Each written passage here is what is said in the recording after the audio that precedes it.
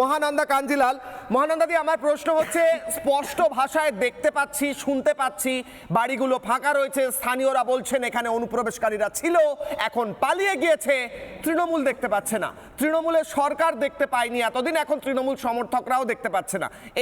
এই ব্লাইন্ডনেসটা কি টেম্পোরারি, 26-এর পর কেটে যাবে বলে মনে হচ্ছে আপনার, মহানন্দাদি?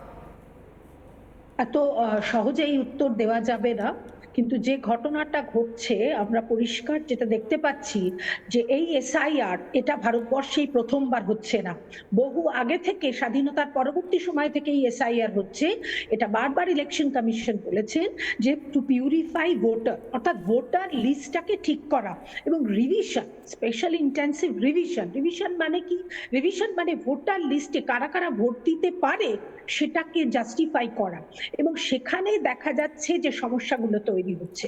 তাহলে এটা একটা প্রশাসনিক কাজ, একেবারেই স্বশাসিত সংস্থার একটা প্রশাসনিক কাজ, কিন্তু এখানে রাজনীতি ঢুকে যাচ্ছে এবং খুব বিচ্ছিরি ভাবে একটা রাজনীতির হস্তক্ষেপ আমরা দেখতে পাচ্ছি, রাজনীতির অবক্ষয় আমরা দেখতে পাচ্ছি, এবং সমাজটা এত ভয়ঙ্কর ভাবে পলিটিসাইজড হয়ে গেছে যে সমাজের প্রত্যেকটা ইস্যুতে এই রাজনীতি চলে আসছে। দেখো, অনুপ্রবেশকারী সমস্যা শুধুমাত্র আজকে তৈরি হয়।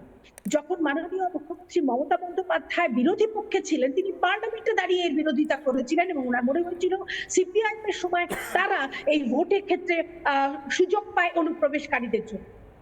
পাশাটা উল্টে গেছে, অর্থাৎ এখন তিনি শাসনে রয়েছেন এবং তিনি এখন কিন্তু এক্স্যাক্টলি অনুপ্রবেশকারীদের ব্যাপারে কি তার মতবাদ সেটা কিন্তু পরিষ্কার নয়। কিন্তু একটা যেটা দেখা যাচ্ছে যে এই বাংলাদেশিরা যারা এখানে ছিল তারা চলে যাচ্ছে, তার মানে তাদের ডকুমেন্ট নেই, এবং অনুপ্রবেশ আটকানোর দায়িত্ব অবশ্যই, যেটা দেবাশিস দা বললেন, প্রথমে বর্ডার সিকিউরিটি ফোর্স, তারপর রাজ্যের পুলিশ। কাজে দুটোর ক্ষেত্রেই একটা গাফিলতি দেখা যাচ্ছে। এটাকে আমি গাফিলতিও বলবো না, কারণ এই যে বর্ডার এরিয়া, তার মধ্যে 570 কিলোমিটার শুধু নদী এবং ওই জলাজমি, সেখানে কাঁটাতার দেওয়ার অসুবিধে আছে। কাজে এই সমস্ত অসুবিধার জন্য অনুপ্রবেশকারীরা আসছে, কিন্তু তারা কখনোই ভোটার হতে পারে না। এবং ইলেকশন কমিশন আজকে যে কাজটা করছেন, আমি বলবো, আমি সাধুবাদ জানাবো যে সমস্ত বিএলওরা তারা ঠিকমতো কাজ করছেন না, তাদের বিরুদ্ধে কড়া শাস্তির ব্যবস্থা।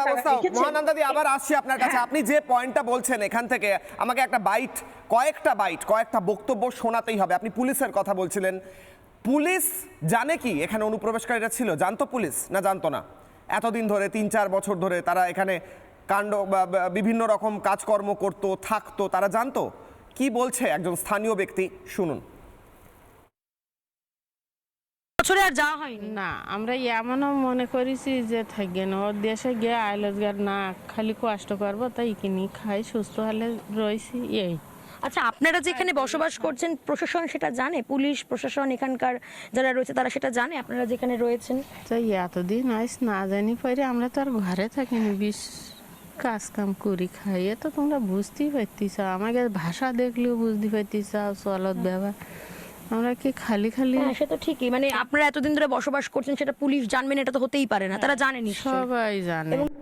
মাফ করবেন, ইনি স্থানীয় নন, ইনি অনুপ্রবেশ করেছেন, ইনি নিজেই সেই কথা স্বীকার করেছেন এবং বলছেন যে স্থানীয় প্রশাসন সমস্তটাই জানতো, না জানা কি সম্ভব, আমরা এতদিন এখানে রয়েছি, কাজ করি, আমাদের ভাষা, আমাদের এখানে থাকা, আমাদের কাজকর্ম, এই সমস্তটা প্রশাসন পুলিশ জানতো না, এটা কিভাবে হতে পারে? নানা ধরনের কন্টেন্ট দেখার জন্য লাইক করুন, শেয়ার করুন আমাদের ফেসবুক পেজ, সাবস্ক্রাইব করুন আমাদের ইউটিউব চ্যানেল, পাশাপাশি অন্যান্য ব্রেকিং নিউজের জন্য অবশ্যই চোখ রাখুন রিপাবলিক বাংলায়।